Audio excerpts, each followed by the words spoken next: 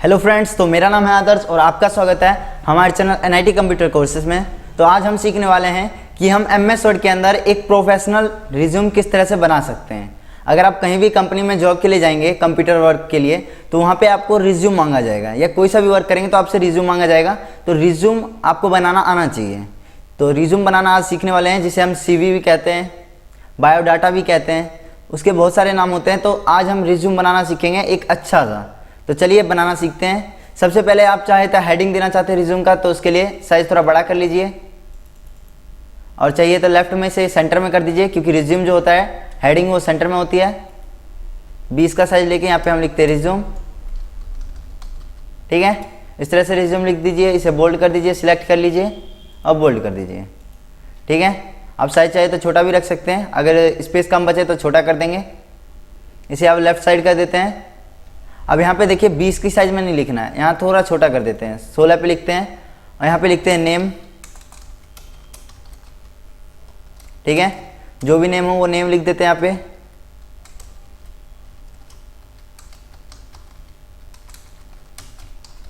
मैंने यहाँ पे अपना नाम लिख दिया है, इसे आप बोल्ड कर दीजिएगा। ठीक है, क्योंकि ये हमारा नेम है, ये अलग से ही दिखना चाहिए कि हमारा नाम क्या है, उसे पूछने की ज़रूरत ना पड़े। ठीक है, अब यहाँ पे जो है यहाँ पे थोड़ा सा साइज छोटा कर देंगे, यहाँ पे हम 12 साइज से लिखना शुरू करेंगे। ठीक है, तो यहाँ पे हम सबसे पहले एड्रेस लिखेंगे। एड्रेस यहाँ पे जो भी हो आप अपना एड्रेस लिख दीजिए। VPO नाथुपुर सोनीपत, इस तरह से आप अपना एड्रेस लिख दीजिएगा। ठीक है, नीचे फिर आपको कॉन्टैक्ट नंबर या मोबाइल नंबर आप लिख सकते हैं। कॉन्टैक्ट नंबर जो भी हो आप अपना कॉन्टैक्ट नंबर लिख लीजिएगा। ठीक है, उसके बाद यहाँ पे हमें लिखना है ईमेल आईडी। ठीक है, जो भी आपका ईमेल आईडी हो आप याद करके अपना देख के लिख लीजिएगा। ठीक है, ईमेल आईडी जो होता है वो सारे स्मॉल लेटर में होते हैं। ठीक है, तो आपको बड़े लेटर में नहीं लिखना है। इस तरह से मैंने एक ईमेल आईडी लिख दिया। अब देखिए ब्लू कलर आ रहा है, इसे कट करेंगे और फिर इसे एरो से नीचे कर लेंगे। ठीक है, अब इतना काम होने के बाद यहाँ पे हमें एक लाइनिंग चाहिए। ठीक है, क्योंकि इसके नीचे अब हम अपना पूरा डेटा बनाएंगे। तो लाइनिंग के लिए यहाँ पे हमें बस 3 बार माइनस का सिंबल देना है, 3 बार याद रखिएगा, और हमें एंटर करना है। 3 बार माइनस देते ही ये आ जाएगा, या फिर आप Ctrl Z करते हैं, या फिर आप इंसर्ट में जाके शेप में से भी इंसर्ट कर सकते हैं, लेकिन इसमें ज़्यादा आसानी हो रही है तो हम इसी से करते हैं इंसर्ट। तो यहाँ पे हमने लाइन अपना इंसर्ट कर लिया है। आप चाहे तो इसका जो है बीच के गैप वो कम कर सकते हैं। होम में जाके यहाँ पे जाएंगे आप लाइन स्पेसिंग में, और यहाँ पे 1.0 कर दीजिए। ठीक है, तो इतना करके आप रख सकते हैं, देखने में थोड़ा अच्छा लग रहा है और स्पेस भी थोड़ी बचत हो रही है। तो चलिए अब यहाँ पे जो है यहाँ पे लिखते हैं आप अपना कैरियर ऑब्जेक्टिव। आप कंपनी में किस तरह से काम करेंगे और कैसा परफॉर्मेंस करना चाहते हैं, किस तरह से आप काम करना चाहते हैं। तो यहाँ पे आपको अपना कैरियर ऑब्जेक्टिव लिखना होगा। ये आपको अपना सारे बड़े लेटर में लिखना है कैरियर ऑब्जेक्टिव। ठीक है, जो हेडिंग होगी वो आपको बड़े लेटर में लिखना है। ठीक है, उसके बाद यहाँ पे जो नीचे है आप चाहे ना तो ये जो नेम है इसका फॉन्ट चेंज भी कर सकते हैं, चाहे तो, अगर आपका मन हो तो, नहीं तो रहने दीजिए। इसका साइज जो है थोड़ा बड़ा कर देंगे, और इस डेटा को हम कर देंगे बोल्ड तो है पहले से। तो चलिए इतना काम तो हमारा हो गया। ये अगर बोल्ड है तो इसे बोल्ड से हटा दीजिए, क्योंकि इसे बोल्ड हमें नहीं करना है। ठीक है, अब यहाँ पे करियर ऑब्जेक्टिव मैं यहाँ पे पेस्ट कर देता हूँ, क्योंकि वीडियो ज़्यादा बड़ी हो जाएगी। ठीक है, इस तरह से आप अपना करियर ऑब्जेक्टिव लिख लीजिएगा। तो यहाँ पे हमारा करियर ऑब्जेक्टिव तो हो चुका है। अब अगला है हमारा, एंटर करते हैं। यहाँ पे थोड़ा ज़्यादा स्पेस हो रहा है, लाइन स्पेसिंग देखते हैं कितना हो रखा है। चलिए ठीक ही है लाइन स्पेसिंग। तो यहाँ पे अब एंटर करते हैं। अब यहाँ पे हमें अपना क्वालिफिकेशन लिखना है।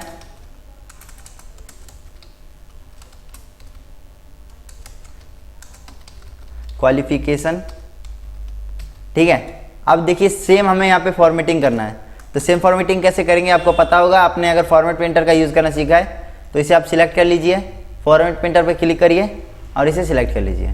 तो सेम फॉर्मेटिंग यहाँ पे हो जाएगी। एंटर करते हैं। क्वालिफिकेशन के लिए देखिए यहाँ पे हम एक बॉक्स लेंगे ताकि देखने में अच्छा लगे और प्रोफेशनल टाइप का लगे। तो इसके लिए यहाँ पे आपको इंसर्ट में जाना है, टेबल्स में जाना है, और यहाँ पे आपको आपका जितना तक आपने पढ़ाई किया, अगर एमए किया तो यहाँ पे आप 4 रोल ले सकते हैं, ठीक है।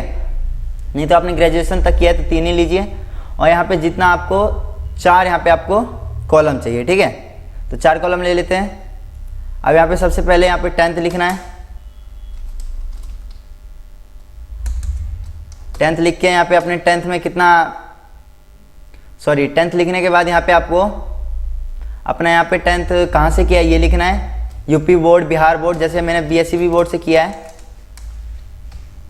सब आपको बीएससीबी बड़े लेटर में लिखना है, ठीक है।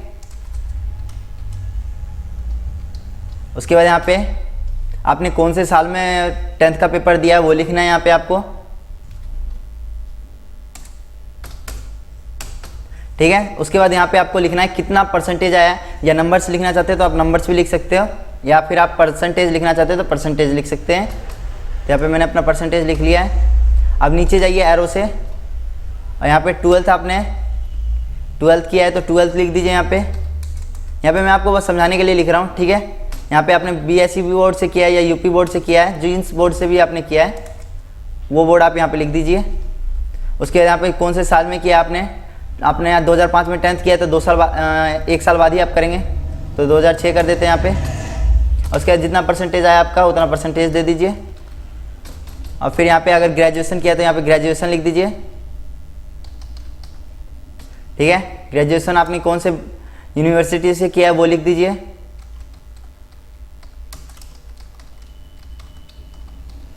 मैं आपको बस समझाने के लिए लिख रहा हूँ। यहाँ पे अपने जोन से भी साल में किया है ग्रेजुएशन आप वो साल लिख सकते हैं, ठीक है।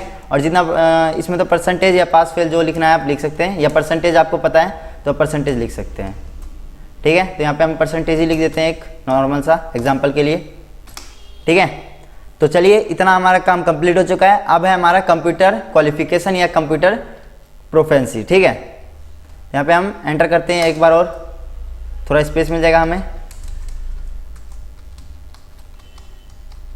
कंप्यूटर प्रोफेंसी लिख देते हैं और यहाँ पे हम लिख देते हैं कि हमने क्या क्या कर रखा है। जैसे यहाँ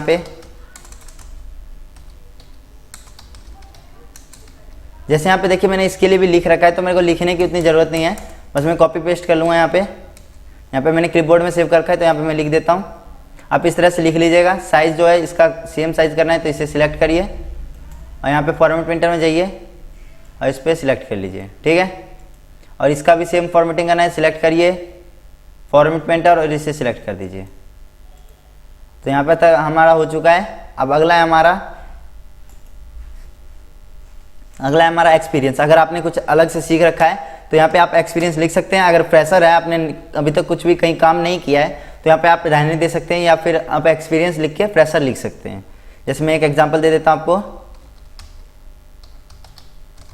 ये अच्छे से इसमें आपको पूरा डिटेल आ जाएगा, इसलिए मैं आपको इस तरह से समझा रहा हूँ। यहाँ पे 11 साइज़ है, इसका भी 11 साइज़ है, चलो ठीक है। तो यहाँ पे जो है एक्सपीरियंस लिखने के बाद इसे सिलेक्ट करते हैं, फॉर्मेट पेंटर में जाते हैं और इसे सिलेक्ट कर देते हैं, ठीक है। और यहाँ पे इसे सिलेक्ट करके इसका जो है साइज़ जो है देख लेते हैं, दोनों का सेम साइज़ है, 14 साइज़ इसका भी है, इसका भी है। और इसे बड़ा करना है, हमने बड़ा लिखना भूल गए तो यहाँ पे देखिए सेंटेंस केस में जाके कर देना है, यहाँ पे सेंटेंस केस, यहाँ चेंज केस में जाके, ठीक है। तो इस तरह से हम यहाँ पे सेंटेंस केस नहीं करना था, अपर केस करना है क्योंकि सारे बड़े लेटर चाहिए। तो यहाँ पे हमने एक्सपीरियंस लिख दिया है अपर केस में। अब यहाँ पे आपने कुछ अभी नहीं सीखा है तो बस फ्रेशर है, तो फ्रेशर हमने लिख दिया। अगर आपने कहीं काम कर रखा है सुपरवाइज़र का या मैनेजर का कुछ भी, तो यहाँ पे आप वो लिख सकते हैं, ठीक है। तो यहाँ पे बोल्ड नहीं करना है तो बोल्ड हटा देते हैं। अब है हमारा अगला पर्सनल डिटेल्स। हॉबीज़ लिखना चाहते हैं तो आप लिख सकते हैं, लेकिन वो ज़्यादा बड़ा वीडियो हो जाएगा तो रहने दीजिए। अब यहाँ पे आपको पर्सनल डिटेल्स लिखनी है।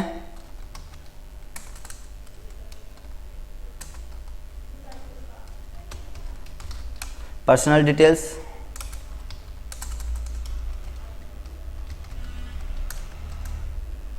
पर्सनल डिटेल्स लिखने के लिए भी मैं यहाँ पे कॉपी कर रखा हूँ, इसे पेस्ट कर देता हूँ। तो इस तरह से आप यहाँ पे अपना पर्सनल डिटेल्स लिख लीजिएगा। अब यहाँ पे हमारा लास्ट है बस डिक्लेरेशन।